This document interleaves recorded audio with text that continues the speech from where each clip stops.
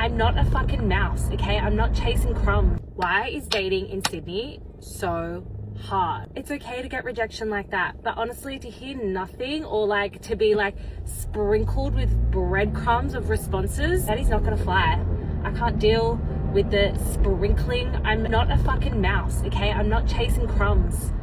And if you think I'm chasing crumbs, you are delusional. Anyways, men, grow some balls. If you're not interested, say you're not interested. If you are interested, make more of a fucking effort when it comes to organizing a date or a second date. Because if the first date was so good, which you said it was, then I should already have a second date in my calendar, which I don't. This woman is lonelier than the sun at high noon. The truth is, women are in trouble. Men are walking away from dating all over the world, and it's driving them into desperation. Today we're looking at modern women are running out of dating options. Before we get started, do us a favor, hit the like button, subscribe to the channel, and turn on notifications. Your support keeps us going. Let's get started.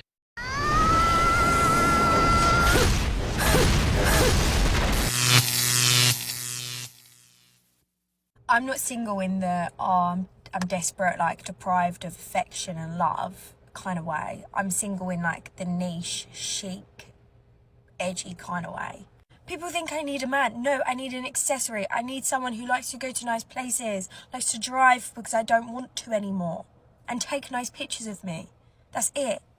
I am recently single, and as much as that's a hard pill to swallow because I definitely didn't think that I was going to be in this position at 29, I have made it my mission to do this single era differently to how I have in the past. Something I lacked a lot of last time was confidence, and I feel like when you're not confident, you accept things that you usually wouldn't if you were feeling good about yourself and were standing in what you know you deserve. What's crazy about this is I feel like the universe rewarded me the first time I was put into a situation where I had to practice my new intentions. I went in to pick up some pizzas for my friends and I stuck to my plan of having my shoulders back, keeping my head up, and I honestly had such a great experience. Felt like the energy I was putting out was being immediately reciprocated, and I thought, okay, this is the universe rewarding me for being brave, setting an intention, and sticking to it. Reflecting back on my past single eras, I feel like I always had some sort of wound, or I had some void that I was looking to fill. This time around, I really want to focus on more intentional self-care and genuinely feeling like I'm good on my own, so that when I'm presented with new dynamics and new people, I'm not looking at it with rose-colored glasses. I'm seeing it for what it is, and I actually have the confidence to understand if this person is going to add more to my life or... yeah, do you know what I'm trying to say? Guys, I've been fucking stood up. This has literally never happened to me before. I actually can't go over it. I've been fucking stood up. Nah, I'm actually fuming. Basically, if you haven't watched my other videos, I've just literally spent the last 2 hours getting ready for this date. However, our communication been pretty shit, and that definitely was on me. I was kind of taking 1 to 2 days reply that we hadn't actually texted that much, which I didn't really care about because I was like, I just don't really care. So the fact he hadn't texted today, I didn't actually think much of it. I was just like, oh yeah, it's fine. We'll just text later on.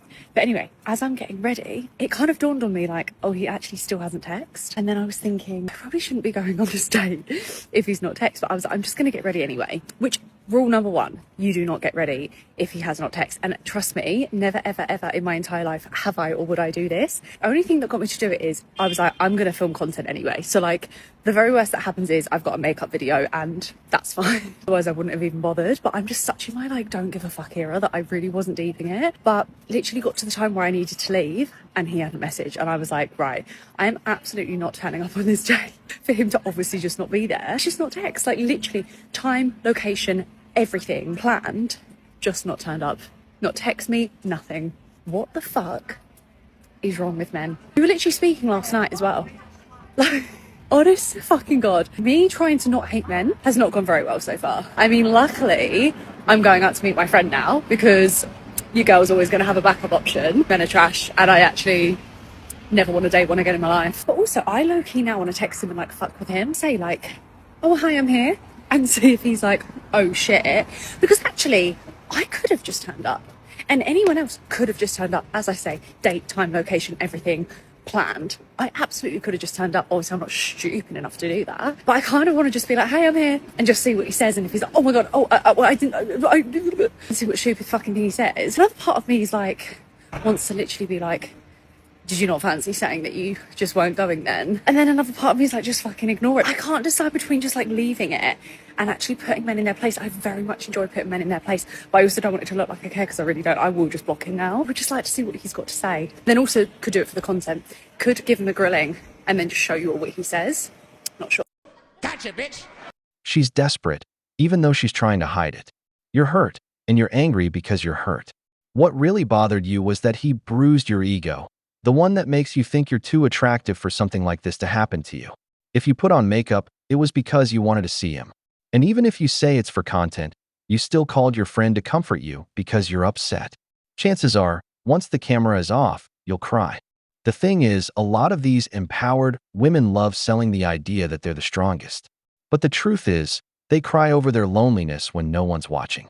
They want to be in a relationship because they struggle with loneliness more than men do. They're running out of options, and that hurts.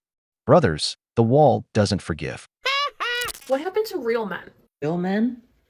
I would actually find it hard to believe that a lot of women out there actually know what constitutes a real man. The attractive providers, protectors. See what I mean? These men are more emotional than we are nowadays. But isn't that what a lot of women actually wanted? Men that are very in touch with their emotions. They don't know how to cook, clean, manage finances, DIY. They have zero life skills. If I didn't know any better, I would actually say that they were actually talking about a lot of women out there as well, but go on. They get into relationships because they want us to be the caretakers, not partners. It's a bunch of boys with mommy issues that have no life skills. I think the main problem here is a lot of these women are dating the types of men that they should be avoiding. And it's almost like you're fighting with yourself. Like, we all might as well be lesbians at this point. And I know it's not all men, but it's a lot of fucking men. No. Ironically, though, those real men that so many women want to date are either happily in a relationship or simply not interested in dating because they've seen what's available out there in the dating pool.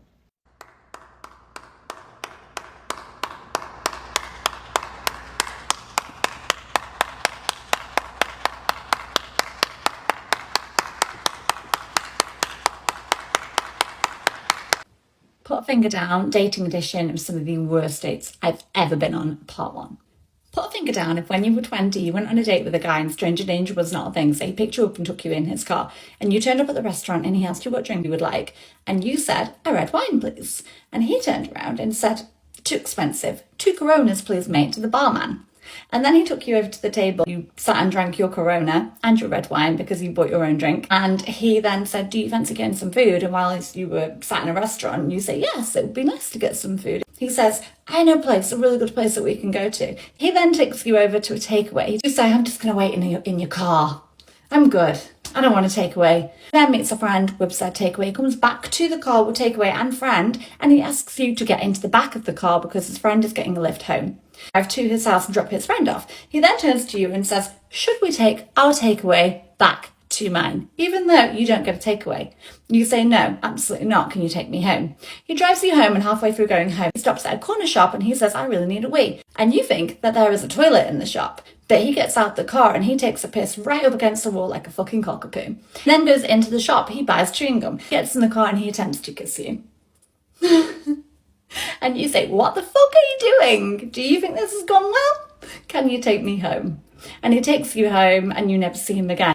Because he was a complete fucking weirdo. But you absolutely bollock your friend who set you up with him. Turns out that she'd never actually met him and was only a guy that had added her on Facebook, seen a picture of me, and then she'd said, yeah, sure, I'll set you up. I have been cheated on in every single one of my relationships. That is that. And in every single one, I was accused, and I didn't, I was accused. And I'm just going to say it. They were punching. They were quite frequently told by people that they were punching. And when I'm a girlfriend, a really good girlfriend, like, I'll look after you, acts of love and like all of the little sentimental bits. I'm really loving. I'm your designated driver. I'll literally take you fucking anywhere. Gonna do it, they're gonna do it. I don't push them off the ledge. I wait for them to fall. I think it kind of gave them this like mentality that they can go and cheat. And the women they were cheating with, they were not my level. They were going out for burgers and they had steak at home. 9 out of 10 times, they were insecure. And I'm a pretty secure, confident person, and they hated that. Still got self-worth, and I'm really never going to let that affect me. Because all these men that I have, they've been and gone for a reason. They're all big lessons learned. In one of them, I actually said I lowered my standards, and he still cheated on me. We're totally fucked as a generation. What you really need to do is take a hard look at yourself. You're attracted to chads, and they all end up playing you. Women like this have an idealized fantasy of the perfect man. They do things for a man only because they expect something in return, not because they genuinely care about him, but because they're waiting for a payoff. That's why, if you pay attention, she's always talking about wanting a provider, a leader. In other words, she wants you to make her life easier. She thinks she's a great girlfriend because she's willing to give you the bare minimum while expecting everything from you in return. That's why you see them fail. That's why you see them ending up with losers. And then they end up hating all men because their own choices turned out badly. Women. I'm just going to use this comment as an example. I made a video earlier about feminism, and the comments are full of men saying stuff like this, which I think is just absolutely crazy. But to this comment in specific, I say, who set that system up? Who is your argument actually with? We do understand, right, feminists aren't just fighting for the rights of women in their own country. We do understand that it's not location-based. We do understand that it's a global issue. It's all women that deserve the same rights as men. It's not about overthrowing. It's not about being better than. It's about being equal. I don't know why so many people are against equality, and it's not a thing yet. If you think that equality is a thing that is currently existing, men should be the ones taking the contraceptive pill. Let me tell you why. A woman can get pregnant every 9 months, right? A man can make an infinite amount of pregnancies whenever they want. So why are we the ones taking the pill? Why are we the ones going through the hormonal changes and the side effects and bullying our bodies into submission when we can only make one every 9 months and they can make as many as they fucking want? I remember seeing like clickbaity posts that there was a male contraceptive in production and that they got rid of it because the side effects were too much. As if the contraceptive pills available to women right now don't also cause incredibly harmful side effects. Okay, girlies, I have some information that a man told me last night that another man has told me previously, and I'm going to share it with you. So, long story short, story time. I was out with my friends and it was a work thing with my friends, and one of the guys there is single and they were trying to get him a girl. I was like, I'm single, and they were like, perfect, put us together. Me and him were talking about dating. He was asking me how dating is in London, and I was asking him how dating is in South Africa. That's where he's from. He was like, do people like meet in real life, dating apps, etc.? I like meeting people in real life. And he was like, yeah, but I think it's really hard for guys to go up to girls. I was like, why? I think you should just go up to them. Like, you'd be surprised. And he was so funny. He's like, what? So like, I'm in the grocery store and we're both reaching for the pesto and I should just say hi. I was like, yes, just say hi. So one, he took that and did realize that maybe he should be doing that in the future. And he even said as well the same about bars. I said, in London, boys don't really come up to girls in bars, but when I go to different places in the world, like America, guys come up to you. When I've been in Paris, guys come up to you. And then I said to him, I actually go up to guys. He said, really? Oh my God, I find that absolutely amazing. I said, really? How would you feel if a girl went up to you? And he said he would absolutely love it. That is the second man that has told me he would absolutely love if a girl goes up to a guy. And I know a lot of girls are not up for going up to guys, but I think we should.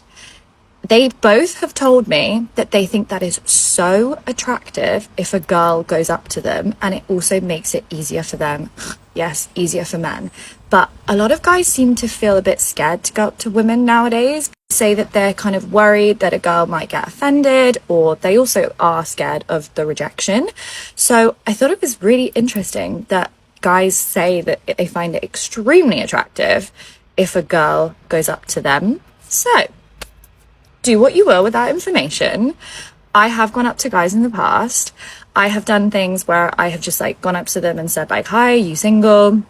Or I have written on a piece of paper and handed it to them. And I did actually get a date from that. So modern dating is a whole different world and realm to deal with. But I think coming from a man's point of view, girls, maybe try and go up to the really fit guy just to shoot your shot, because the worst you could get is a no, and you may get a date because you may never see him again.